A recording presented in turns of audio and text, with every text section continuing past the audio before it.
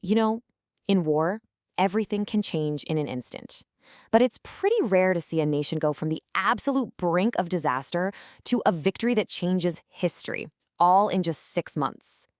That's exactly what happened for the United States in 1942. So let's dive into this incredible story. And it all starts right here, Pearl Harbor, a devastating surprise attack that just crippled the U.S. Pacific Fleet and threw a totally unprepared nation into a world war. For Japan, it was a brilliant tactical victory. For America, well, this was rock bottom. So that brings us to the big question we're tackling today.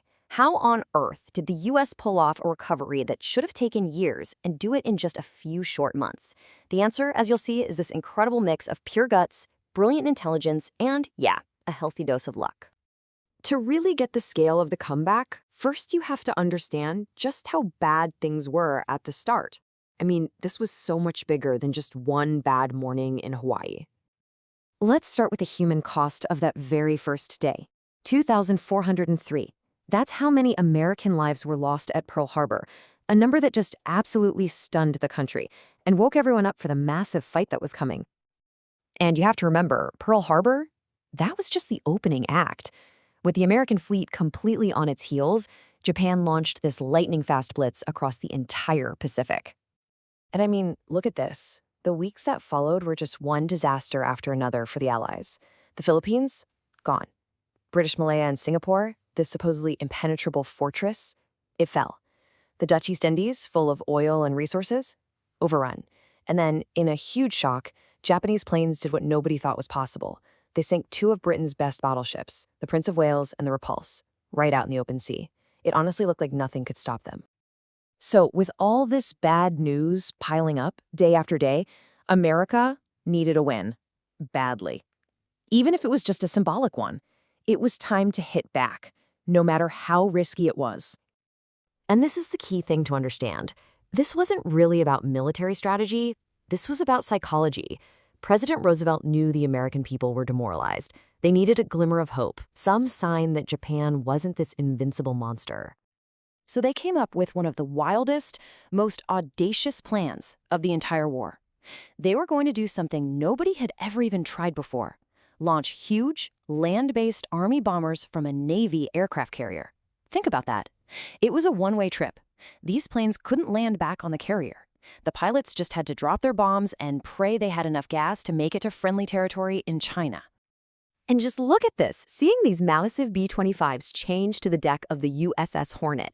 I mean, they were never, ever designed for this. This picture just perfectly captures the sheer desperation and brilliant outside-the-box thinking of the moment. And guess what? It worked. The Doolittle Raid, as it became known, barely scratched the paint on Tokyo. But the psychological shockwave was enormous. It was a huge embarrassment for Japan's military leaders, and for Americans, it was the first piece of good news they'd had in a long, long time. But morale boosts don't win wars by themselves. The real turning point, the real game changer, was happening far away from any battlefield, in a quiet basement. This was about America's true secret weapon: intelligence. So this was the Great White Whale, JN-25B.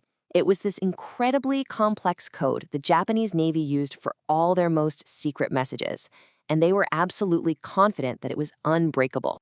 But down in a basement in Hawaii, a place they called Station HPO, this amazing team of codebreakers was working 24/7. They weren't breaking the whole code, not yet. But they were like detectives, spotting little patterns, recurring numbers, slowly, painstakingly piecing together fragments of what the Japanese were planning. And then they got the big one. They intercepted messages talking about a massive upcoming Japanese operation. The main target was a location code named AF. The entire defense of the Pacific now hinged on one question: what and where was AF? Okay, this is where it gets really clever. The head of Station HPO, a guy named Joseph Rochefort, he had a hunch that AF was Midway Island. So to prove it, he set up this brilliant little trap. He told the base on Midway to send out a fake message, an unencrypted one, saying their water purifier was broken. Sure enough, a few days later, a U.S. listening post picks up a coded Japanese message. And what does it say? AF is short of fresh water. Bingo. They had it. The trap worked. The next target was Midway. Now, with this priceless piece of information, Admiral Nimitz knew exactly where the Japanese fleet was going. The only problem was stopping them. And this is what it all comes down to: the Battle of Midway. Just looking at the numbers, it seemed impossible. The U.S. had 3 aircraft carriers. The Japanese had 4, and these were the veteran carriers, the very same ones that had attacked Pearl Harbor. The Americans were outnumbered, outgunned, and they were facing an enemy that hadn't lost a battle yet. And the battle started out as a complete disaster for the Americans. Their first waves of torpedo bombers flew right into a buzzsaw of Japanese Zero fighters. Of 41 planes in those first groups, almost all of them were shot down.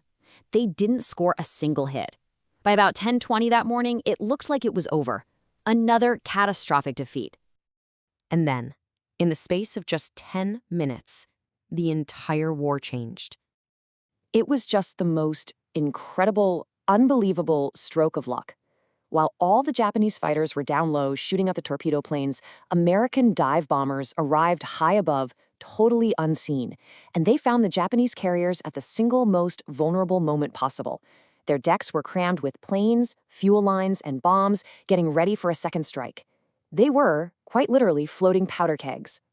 The American planes just screamed down from the sky, and in less than 5 minutes, bombs tore into 3 of the 4 Japanese carriers: the Akagi, the Kaga, and the Soryu.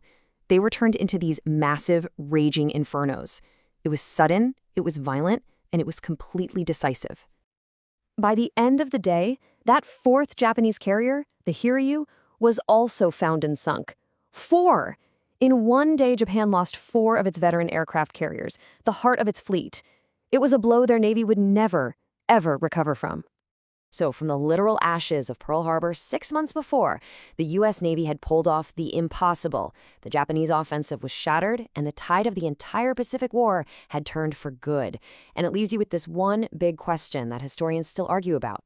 Was this the single most decisive, most important naval victory of all time?